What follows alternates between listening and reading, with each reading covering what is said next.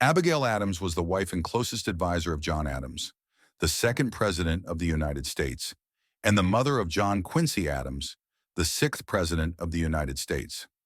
She was a founder of the United States and was both the first Second Lady and second First Lady of the United States, although such titles were not used at the time. Adams's life is one of the most documented of the First Ladies. Many of the letters she wrote to her husband John Adams while he was in Philadelphia as a delegate in the Continental Congress prior and during the American Revolution document the closeness and versatility of their relationship. John Adams frequently sought the advice of Abigail on many matters, and their letters are filled with intellectual discussions on government and politics. Her letters also serve as eyewitness accounts of the American Revolutionary War homefront. Surveys of historians conducted periodically by the Siena College Research Institute since 1982 have consistently found Adams to rank as one of the three most highly regarded First Ladies by historians. Barbara Bush was First Lady of the United States from 1989 to 1993 as the wife of the 41st President of the United States, George H.W. Bush. Previously, she had been Second Lady of the United States from 1981 to 1989 and founded the Barbara Bush Foundation for Family Literacy. Among her children are George W. Bush, the 43rd President of the United States, and Jeb Bush, the 43rd Governor of Florida. She and Abigail Adams are the only two women to be the wife of one U.S. president and the mother of another. At the time she became First Lady, she was the second oldest woman to hold the position, behind only Anna Harrison, who never lived in the Capitol. Bush was generally popular as First Lady, recognized for her apolitical, grandmotherly image.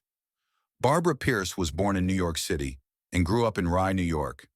She met George H.W. Bush at the age of 16, and the two married in 1945. They moved to Texas in 1948, where George was successful in the oil industry and later began his political career. Bush had 6 children between 1946 and 1959, and she had to endure the loss of her 3-year-old daughter Robin to leukemia in 1953.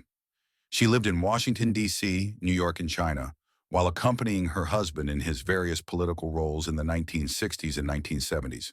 She became an active campaigner for her husband whenever he stood for election. Bush became Second Lady after her husband became Vice President in 1981.